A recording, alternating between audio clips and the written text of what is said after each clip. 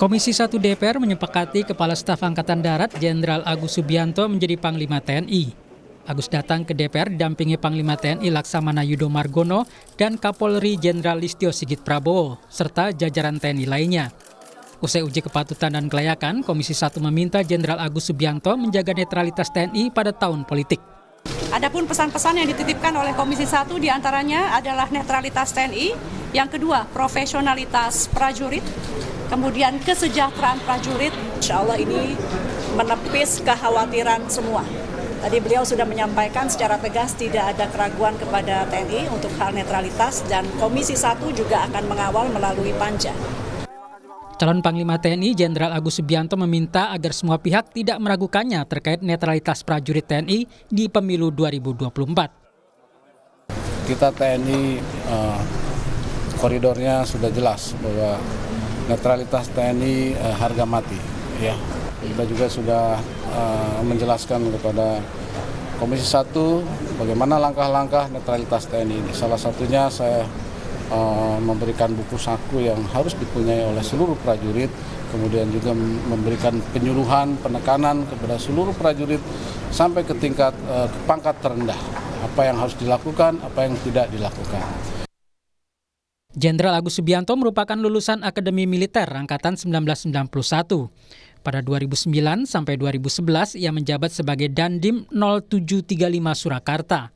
Setelah itu menjadi Komandan Paspampres Jokowi dari 2020 sampai 2021.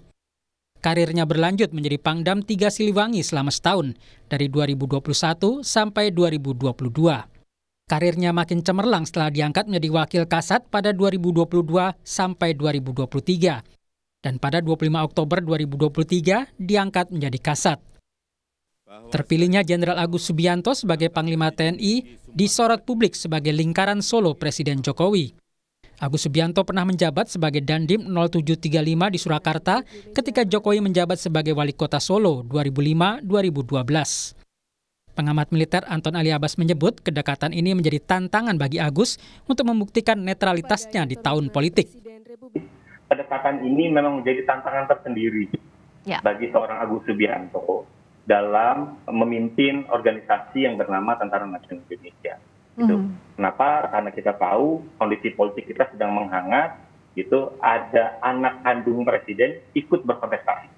Sementara presiden di mana-mana selalu berbicara netral. Kasat Jenderal TNI Agus Subianto telah disetujui menjadi Panglima TNI oleh Komisi 1 DPR. Selanjutnya, DPR RI akan mengesahkan Jenderal Agus dalam rapat paripurna 21 November 2023. Tim Liputan Kompas TV.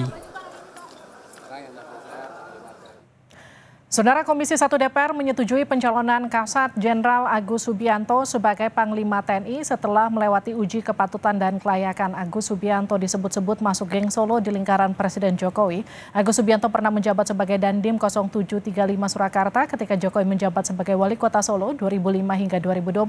Bagaimana memastikan Agus Subianto bisa netral di pemilu mendatang? Kita akan bahas bersama anggota Komisi 1 DPR RI dari fraksi Partai Golkar, Bobi Adityo Rizaldi. Mas Bobi, selamat petang. Selamat petang, Mbak Livi, Mas Anton. Kita juga akan sapa pengamat militer Anton Ali Abbas. Mas Anton, selamat petang. Selamat petang, Mbak Livi. Saya ke Mas Bobi dulu ya, Mas Anton ya. Mas Bobi, jadi apa yang jadi catatan paling penting dari uji kepatutan dan kelayakan tadi, Mas Bobi? Ya, dalam uji kepatutan tadi itu menjawab berbagai dinamika dan polemik yang di publik mengenai netralitas. Kita pastikan netralitas TNI itu sudah in place karena tidak ada yang berbeda di tahun 2019. Karena organisasi TNI melakukan MOU dengan Polri, kalau di tahun 2018 itu ada Kermanya, ada MOU-nya juga. Dan sekarang tadi disampaikan ada MOU tanggal 5 Oktober bersama Polri untuk ikut serta dalam Kamtipnas, khususnya dalam beberapa hal termasuk pengamanan pemilu. Jadi dari sisi organisasi itu tidak ada perubahan dari sebelum-sebelumnya. Dan juga ROE-nya itu juga sama seperti tahun 2018, yaitu ROE itu Rules of Engagement-nya. Jadi secara organisasi kita ingin memastikan untuk menjawab pertanyaan di publik mengenai netralitas. Dan ini pertama kalinya juga di dalam fit dan proper seorang Panglima TNI. Pada saat yang sama itu disampaikan juga bahwa dengan disetujuinya Bapak Agus Subianto ini dibentuk juga panja netralitas TNI. Ya, itu yang kemudian jadi pertanyaan saya selanjutnya. Kenapa kemudian sekarang harus pakai panja netralitas? Sebelumnya enggak? Apakah DPR nggak percaya sama netralitas Pak Agus? Ya kan kita tidak ingin ada pihak-pihak yang menuduh organisasi militer sebagai yang sifatnya koersif, yaitu yang bersenjata. Ini yang kita rasa perlu direspon, dan usulan dari rekan-rekan kami ya Komisi 1 bulat sehingga ya istilahnya tidak ada dusta di antara kita. Tinggal dilihat saja apakah dari secara administratifnya ataukah ada gejala-gejala indikasi di lapangan, nanti itu diawasi secara bersama dan juga publik bisa melihat langsung. Karena kalau kita lihat secara sepintas, ya kan kita ini kan kalau pemilu itu kan sebenarnya sudah ada wasitnya, Bawaslu. Kalau ada indikasi pelanggaran itu di sana dulu. Setelah di sana kan ada yang di depan itu dalam pengamanan adalah Polri di dalam Gakumdu. Nah dari Gakumdu dia ada di situ perbantuan yang sifatnya diatur di dalam secara teknis di dalam MOU yang tadi disampaikan. Ini yang sebelumnya belum ada, belum terangkat di publik. Jadi kita juga tidak ingin, apalagi kan ini kan mitra dari Komisi 1, supaya tidak ada kesan, oh ada yang mau minta netralitas, ya sudah silakan saja dibuka secara transparan, sehingga tidak ada konspirasi teori yang membuat hal ini tidak produktif, mencoba mendelegitimasi proses tahapan pemilu, sedangkan itu tahapan-tahapannya semua sudah dilewati dan tidak ada pelanggaran undang-undang. Itu yang kemarin jadi pertanyaan beberapa kalangan mungkin.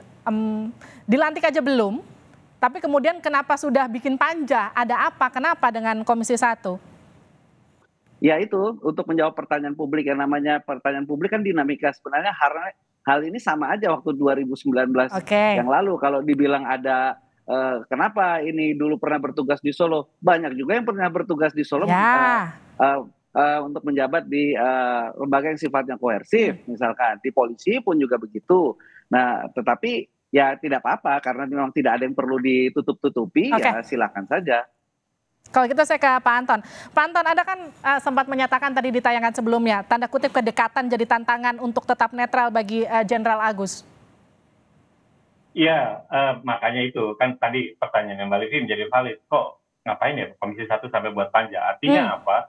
Artinya ada situasi yang berbeda antara 2019 dengan 2024. Itu kalau 2019 walaupun dulu Panglima TNI-nya juga orang Solo juga gitu, tapi nggak seperti ini. Gitu ya. Tapi ketika 2024, kenapa sampai DPR harus gitu membuat panja, itu kan artinya ada situasi politik yang berbeda. Jadi ketika anak kandung presiden itu maju dengan legalitas yang dipertanyakan, itu akhirnya kemudian membuat situasi politik tidak menentu. Kalau saya ingin mengutip omongannya Pak BG itu, winter is coming nih. Jadi ada ketidakpastian gitu, makanya kemudian tindakan yang dilakukan oleh Komisi 1 adalah upaya preventif dan juga mitigasi. Walaupun saya juga sebenarnya menghendaki Pak Agus tidak hanya sekedar mendeklar saya menjamin gitu ya. Karena tadi waktu saya selalu berkali-kali bilang ngomong tentang netralitas itu paling enak kita diskusikan kayak di ruangan ini. Paling enak itu diomongkan. Tapi ngomong tentang implementasi itu menjadi rumit. Gitu. Karena apa? Semestinya kan itu tidak hanya berhenti pada panja. Tapi kita buka. Tadi kan Pak Agus sudah bilang kita buka buku saku. Oke, fine. Lalu misalnya bagaimana mempererat dengan Bawaslu yang memang wasit. Lalu misalnya juga untuk membuka misalnya kecurigaan publik. Karena pengawas pemilu ini kan nggak hanya soal Bawaslu, tapi kan juga ada yang lembaga-lembaga yang non government organization gitu misalnya. Nah itu juga di-engage bagaimana keterbukaan TNI untuk memastikan bahwa netralitas itu memang ada dan real.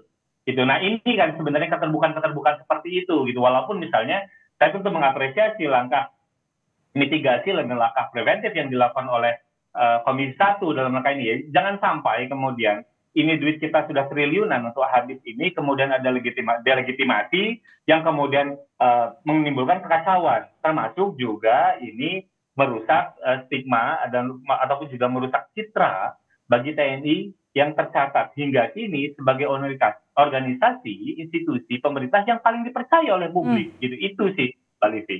Nah, memastikan kemudian cap yang paling dipercaya oleh publik itu kemudian bisa terjaga sampai pemilu itu usai, apa catatan penting yang harus dilakukan? Ini tadi saya tadi juga ngobrol sama Mas Bobi. Kenapa kok Pak Agus nggak menyinggung soal pembinaan karir? Kenapa? Karena bagaimanapun juga terlepas bahwa tadi kita bilang ada geng Solo, tapi belakangan ini mereka yang dekat dengan presiden itu seakan-akan mendapat nilai plus, sehingga kemudian mudah untuk kemudian mendapat promosi. Ini yang kemudian bagi saya ini kegelisahan ini, catatan-catatan ini kalau tidak segera mendapat penanganan yang baik, mitigasi yang baik, ini akan menimbulkan keresahan yang lebih banyak gitu. Nah, ini yang saya pikir saya sebenarnya menunggu gitu tadi ucapannya Pak Agus, bagaimana terkait pembinaan karir. Bagaimana ada misalnya kegelisahan bahwa mereka yang harus dapat promosi adalah harus yang dari ring 1, gitu, ringnya presiden gitu. Jadi kan ketika di Twitter belum lama ini sempat ramai ada siswa gitu ya, ada siswa prajurit aktif datang ke Solo gitu kan, ada Pak Gibran di sana, kemudian kan jadi bergelinding macam-macam gitu. Ini yang bagi saya gitu penting juga untuk direspon, bagaimana pembinaan karir prajurit. Jangan sampai kemudian kita ngomong tentang meritokrasi, kemudian kegelisahannya makin meluas. Jadi tadi tidak hanya kita bicara tentang netralitas, tapi urusan internal di tubuh TNI juga tidak kalah penting. Bagaimana seorang Agus Subianto dalam waktu sampai 2025, selain nanti dia harus juga mempersiapkan masa transisi, karena ini kan ngomong tentang RPJMN sampai 2024, lalu ada 2025 sampai 2029, ini kan juga yang harus disiapkan oleh seorang Agus Subianto. Nah, ada PR penting, tidak hanya sekedar netralitas Pak Agus gitu. Jadi soliditas TNI juga menjadi penting. Ngomong tentang bagaimana TNI ke depan harus seperti apa, ngomong tadi AI lalu dan lain itu juga penting, tapi bagaimana kita ngomong IKU-nya gitu, indeks kinerja utama dan lain-lain, itu baiknya Pak diomongin gitu di depan di publik gitu, sehingga kemudian publik aware. Saya pikir publik akan banyak membantu seorang Agus Subianto dalam menjalankan tugas. Baik, terima kasih Pak Anton Ali Abbas, terima kasih juga Mas Bobi Adityo Rizaldi sudah bergabung di Sapa Indonesia Malam. Sehat-sehat selalu.